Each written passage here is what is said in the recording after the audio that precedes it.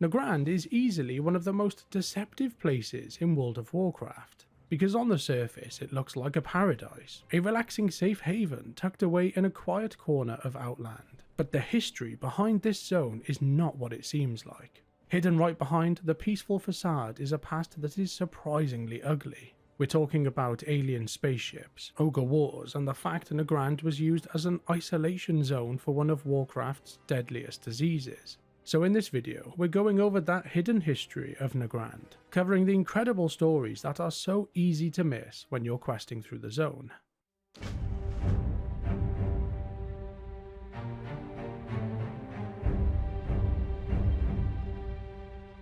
To understand what's going on here, we have to rewind the clock roughly 25,000 years. Far out in the universe, on the planet of Argus, a highly intelligent race known as the Eredar were rising to power. Guided by a trio of leaders, Kil'jaeden, Archimonde and Velen, they used an ancient artifact called the Atamal Crystal to build a perfect magical utopia. For thousands of years, this advanced civilization lived in absolute peace on their planet. And that, of course, is up until 13,000 years ago. At this time, Warcraft's ultimate big bad guy, the Dark Titan Sargeras, was rampaging across the universe, building a chaotic demonic army known as the Burning Legion, and the Eredar's utopian society on Argus caught his attention. Appearing before the three leaders, Sargeras offered them a deal: loyalty to the Legion in exchange for eternal power and a chance to elevate their society to new heights. Blinded by this ambition, two of the leaders, Archimonde and Kil'jaeden, eagerly accepted this deal. But Velen saw through the Titan's disguise. The Atamal Crystal showed him a horrifying vision of his people twisted into monstrous demons. Despite Velen's warnings to the others, his two oldest friends pledged their entire race to the Dark Titan, turning their planet of Argus into the Legion's primary stronghold. Knowing that anyone who resisted the Legion would be hunted down and killed, Velen gathered anyone who objected the deal, renamed them to the Draenei, meaning exiled ones, and then reached out to the stars and desperately called for help. It is far worse than I feared. Do we have the strength to face such a foe? Through the ancient Atamal Crystal, Velen's desperate call was answered by a Naru named Kurenai.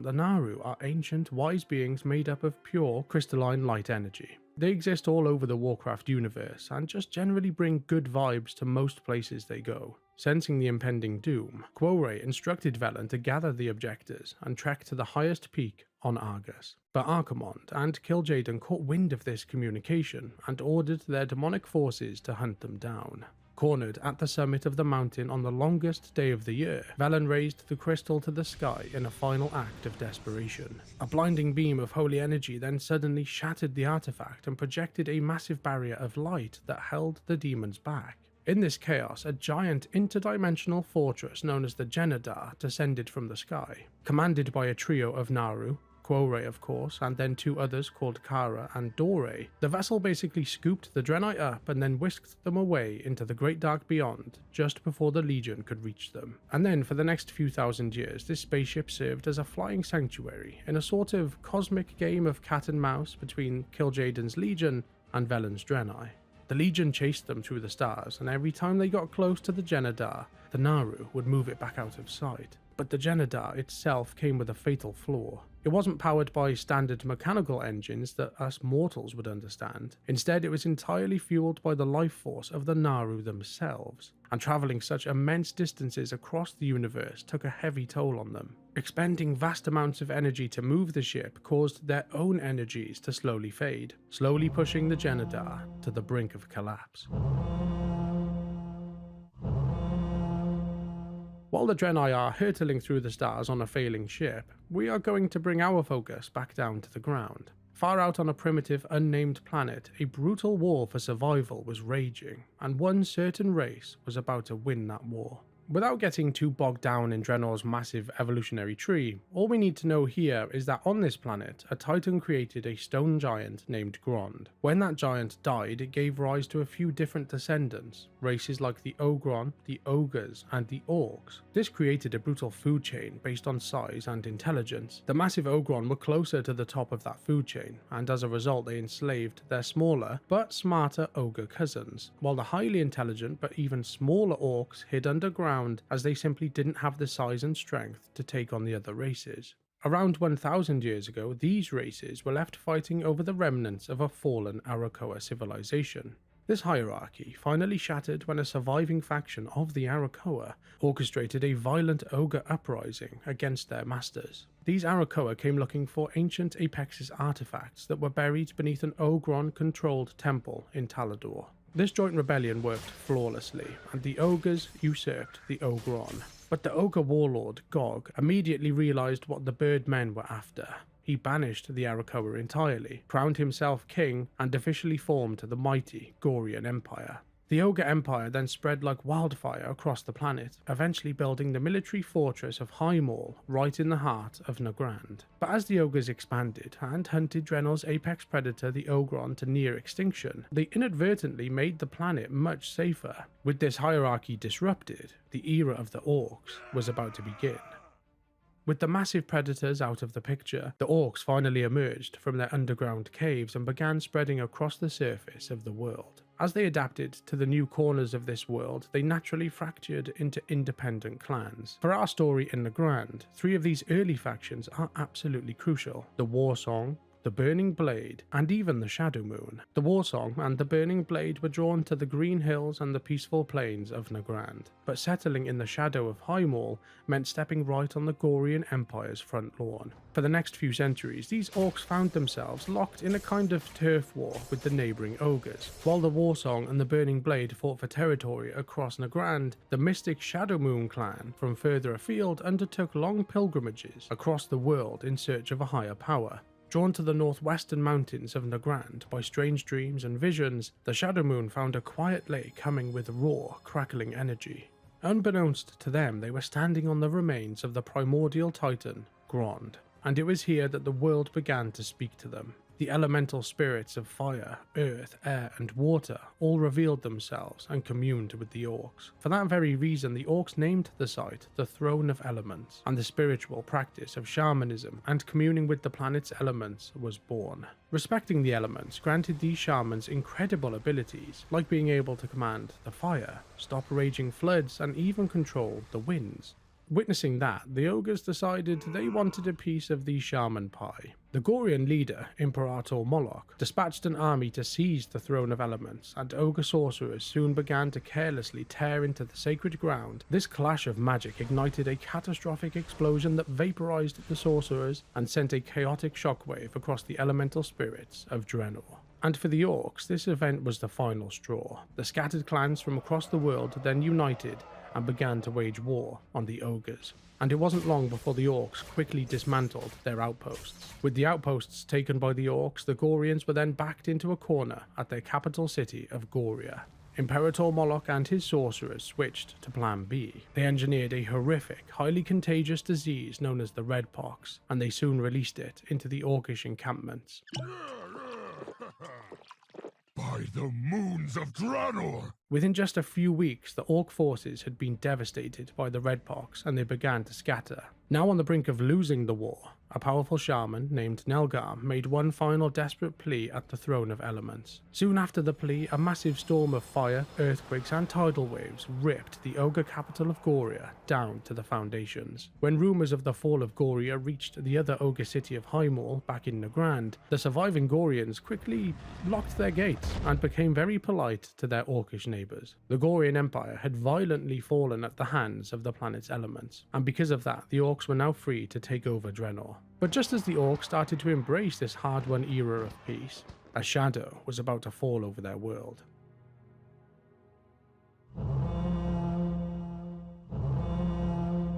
Back aboard the Genedar, the frantic search for a safe haven was violently coming to an end. The ship was descending towards an untouched primitive planet, and its engines were failing. If you're watching this video, you probably already know that a Naru's connection to the holy light is a double-edged sword. When they are pushed beyond their limits and drained of their holy energy, they collapse into a being of pure void. After burning through its life force to save the Draenei, that is exactly what happened to Kara. The Naru was essentially burnt out and took on its dark void form. Operating on the old light versus void instinct, Kara immediately turned on the ship's other 2 Naru, Quore and Dore.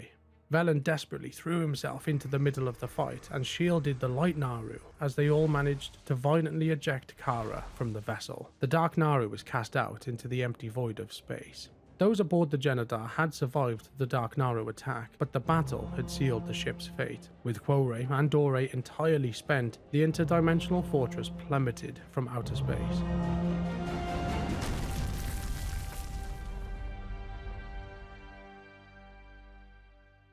The impact of this crash was devastating, and Dore, along with a number of Draenei, were instantly killed in the wreckage. When the dust finally settled around the ship, Quoray found itself trapped inside. The Naru ordered Velen to evacuate the survivors immediately, warning them that it would soon succumb to the void as well. Injured and severely weakened from the crash, Velen gathered the surviving exiles and stepped out into this bizarre, untamed wilderness that they would go on to name Exile's Refuge, or in our language, we know it as Draenor. Within just a few short years after the crash, the Draenei had pushed past the borders of Nagrand and settled in the ancient forests nearby. There, right on top of the flattened ruins of the old ogre capital of Gorian, they laid the foundations for a new sanctuary, the great city of Shattrath. Determined to keep his people safe, Velen issued a strict mandate to the Draenei here. Basically, keep a low profile. I know you are tired.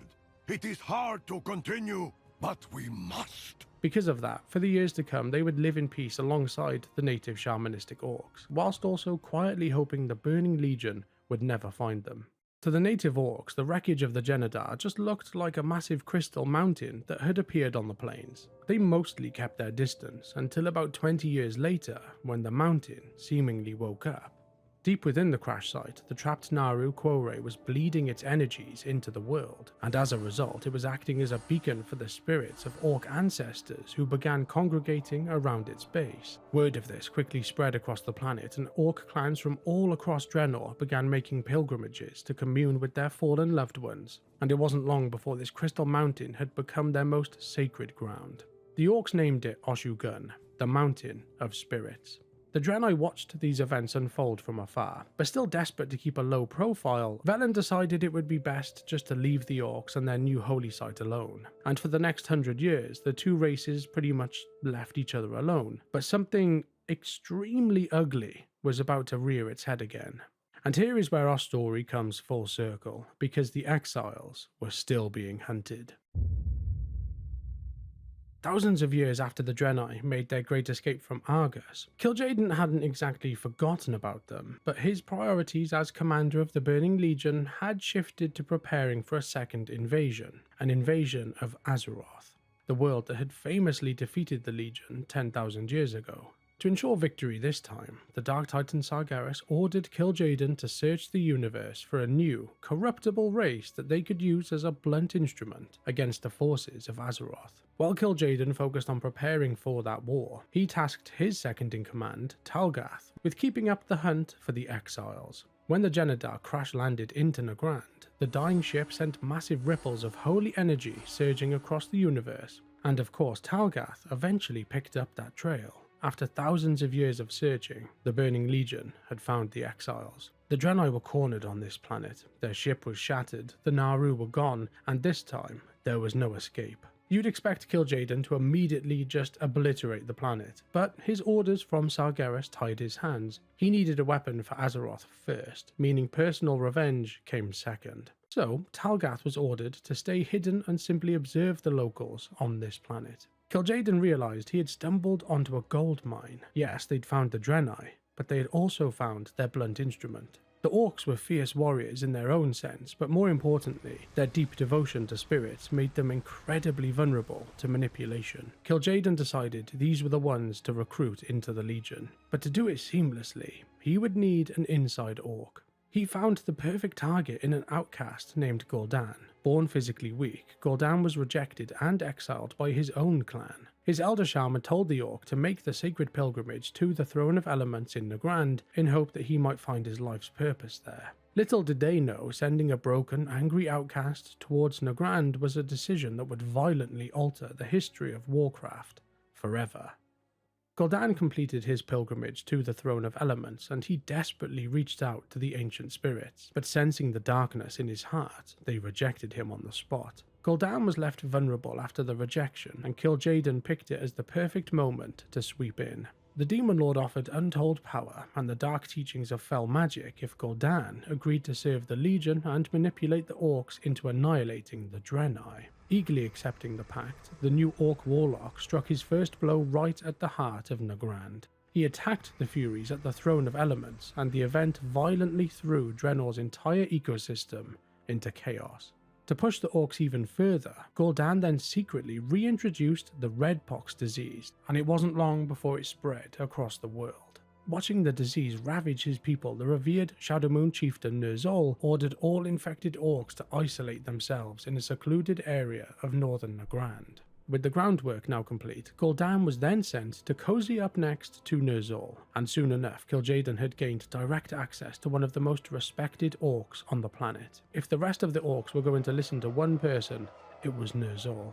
The Demon Lord then whispered lies to the shaman, convincing him that the Draenei were the ones responsible for both the elemental chaos and the devastating outbreak of the Redpox. When the Orc chieftains gathered again in Nagrand later that year, the debate on what to do with the Draenei finally reached a boiling point. The scattered clans would unite to form the Orcish Horde, and in response to the accusations of spreading disease and elemental unrest, they would wage a war of total annihilation against the Draenei. Which then leads on to the infamous moment when the clan chieftains drank the fell blood of Manaroth. Now, we've already covered these massive events in much more detail in our Hellfire Peninsula and Zangarmarsh video. I won't bore you by repeating the exact same lore over and over again, so here is a rapid fire too long didn't read to get everyone caught up. This newly formed Fell Horde absolutely annihilates the rest of the Draenei, forcing Velen and a handful of survivors to flee into hiding. With their enemies defeated and Draenor dying from the warlock magic, Gul'dan is then manipulated by Medivh into opening a gateway to Azeroth, sparking the First and the Second Wars. The Alliance eventually pushed the Orcs back through the Dark Portal, and then the heroes of Azeroth launch a preemptive strike onto Draenor to stop them for good. Now cornered and desperate, the Orc shaman Ner'zhul recklessly tears open dozens of new portals, and the sheer magical force of the spell physically rips Draenor apart, leaving behind the shattered floating islands we now know as Outland. The Burning Legion then capitalizes on this chaos, sending the Pit Lord Magtheridon through the open rifts to conquer the ruins and unite the remaining Orcs. Magtheridon's reign of terror is then quickly cut short when Illidan's Stormrage arrives to take Outland for himself. If you want the full story on those events, you can check out the other videos in this playlist. But for now, and to keep things focused on Nagrand, our story picks back up right in the middle of this turf war between Magtheridon and Illidan. Alongside his new lieutenants, Lady Vash and Kael'thas Sunstrider, Illidan launched a campaign to overthrow the Pit Lord Magtheridon. First, they would have to stop the Legion's lifeline by hunting down and sealing the dimensional gateways, funneling demons in from the twisting nether. One of these key portals sat on the far western edge of Nagrand. For the most part, Nagrand had survived the planet's shattering relatively intact. The grasslands were still green, clean water still flowed, and the wildlife had survived a near extinction event. But all of that comes with one massive exception: Highmaul. The ancient Ogre city had been completely wiped off the map. The tiny strip of coastline left behind, if you can even call it that, became a demonic foothold known as the Twilight Ridge, and this area housed one of those active Legion gateways. Illidan's forces raided the Twilight Ridge, slammed the portal shut, and immediately moved on to their next target. Illidan then went on to successfully dismantle the rest of the Legion defences. He enslaved Magtheridon and then crowned himself the undisputed Lord of Outland. But just like Magtheridon, his isolated reign wouldn't last long either. Barely 4 years after he claimed the throne, the Dark Portal flared back to life.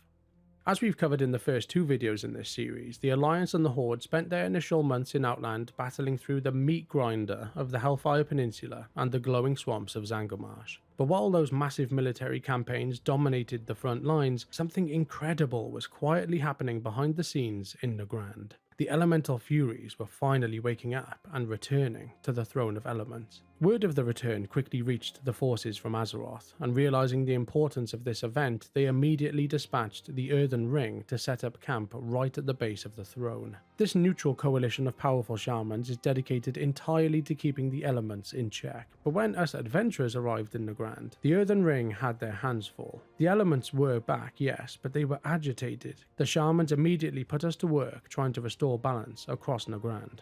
While the Earthen Ring were busy trying to control the chaotic spirits, the main forces of the Horde and the Alliance began pushing deeper into the plains to establish their own footholds. For the Horde, this meant marching into Garadar, the exact same village built to house the sick during the devastating second outbreak of the Red Pox. But as it turns out, that tragic isolation ended up being a blessing in disguise. Because they were completely cut off from the rest of Orc society, the residents of Garadar entirely missed the Orcish blood pact with the Legion, meaning that they were completely spared from the fell corruption, and as a result they became known as the Mag'har Orcs. To us it meant the Uncorrupted. When the new Horde reinforcements finally arrived from Azeroth, they didn't exactly get a warm welcome when they arrived here. They found Garadar under heavy siege from the Merkblood tribe. The Horde troops were immediately thrown onto the front lines to defend the village and push the attackers back. Once that immediate threat was handled, adventurers then settled into the daily rhythm of the town, helping the Mag'har with the everyday challenges of surviving in Nagrand. While the Horde dug in at Garadar, the Alliance forces were directed south, towards a settlement called Telaar. This town was held by a friendly faction of the Broken called the Kurenai, but when the Alliance arrived, they quickly realized the locals were fighting the exact same war as the Mag'har. Telaar was struggling to hold the line against the violent Merkblood tribe, and Alliance adventurers were immediately dispatched to dismantle the corrupted Broken's camps. But the Merkblood weren't the only problem here. Word soon broke out that the town's leader's son had been taken prisoner by the Ogres still lurking around the edges of the zone, sparking a desperate rescue mission into enemy territory. Once the initial metaphorical fires were put out, the Alliance troops rolled up their sleeves to help the Kurenai tackle the harsh, everyday realities of surviving the wilds of Nagrand. But speaking of surviving the wilds, one of the most iconic locations in the entire zone of Nagrand is actually a tiny little camp tucked away in the northeast corner, the Nesingwary Safari. The legendary dwarven hunter, Hemet Nesingwary, packed up his rifles and made his way to Outland specifically to track down exotic, undiscovered prey. When us Alliance and Horde forces finally crossed his path, Hemet put us straight to work. He sent us out onto the plains of Nagrand to cut down the local population of wildlife. He had us hunt down the Windrocks, the Talbuks, and the massive lumbering cleft-hoof beasts that roam the plains. These safari quests might seem like a simple distraction from the big demonic war, but they stand as an iconic rite of passage in Nagrand's history. But Hemet's safari wasn't the only time the Alliance and the Horde faced a common enemy. The Killsorrow clan, acting for the Shadow Council, managed to breach the crystalline walls of Oshu'gun. Finding the trapped Naru inside, they began siphoning Quoray's fading light to bolster their demonic ranks, forcing both factions to send their best champions into the mountain to shut down the dark rituals. While handling the Shadow Council, adventurers also crossed paths with a cartel of ethereals operating out of Eris Landing. Originally arriving to strip mine the Crystal Mountain, they quickly changed their tune after they found out there was a living Naru inside. Instead, they decided to transform their camp into a highly profitable trading post. But despite the often shared missions, the Alliance and the Horde certainly hadn't forgotten their bad blood. The Ring of Trials in the east offered a gladiatorial arena where wannabe champions fought to the death for a shot at untold glory. And speaking of bloodsport, an enterprising goblin named Gurthok turned the crumbling ruins of an old Laughing Skull clan village in the northern mountains into his own fighting pit.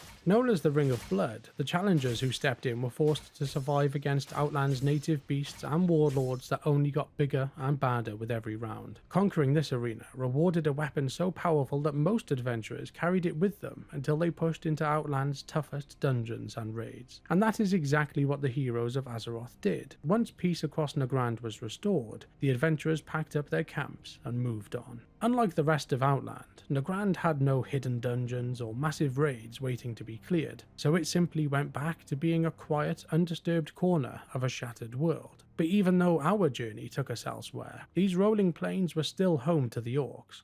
Fast forwarding a few years, things back on Azeroth were starting to fall apart. The world's elemental spirits were spiraling into unrest, and desperate to understand what was tearing his world apart, Warchief Thrall made the long journey back to Nagrand to seek out answers. Here, Thrall was shown a grim future for Azeroth. The Fury of Earth warned Thrall of an impending cataclysm with the potential to rip Azeroth apart. Thrall hurried back to Azeroth to stand with the Horde in the upcoming war against Deathwing, the Destroyer. But that wouldn't be his final journey back to Nagrand. Years later, the relentless toll of endless war, the cataclysm, the rebellion against Garrosh, the siege of Orgrimmar had all left Thrall spiritually exhausted, and his connection to the elements was fading. He gathered his family and set off for Outland. Eventually, they set up a modest farm in the quiet hills in the shadow of Oshu'gun. But as we saw in one of World of Warcraft's most visually stunning cinematics, the Fourth War eventually arrived right on Thrall's doorstep, and his quiet life was already over. Because of that, he left the plains of Nagrand behind once again, and he returned to restore honour to the Horde. And that brings our journey across the plains of Nagrand to a close. It's quite easy to look at this zone and just see a corner paradise on the floating ruined world of Outland. But as we've just uncovered in this video, the history of Nagrand isn't as pretty as it looks on the surface. This zone proves that even the quietest places in the World of Warcraft have a heavy story hidden behind them. If you enjoyed this deep dive into the hidden history behind Nagrand, you can check out the first video in this series by clicking this video right here.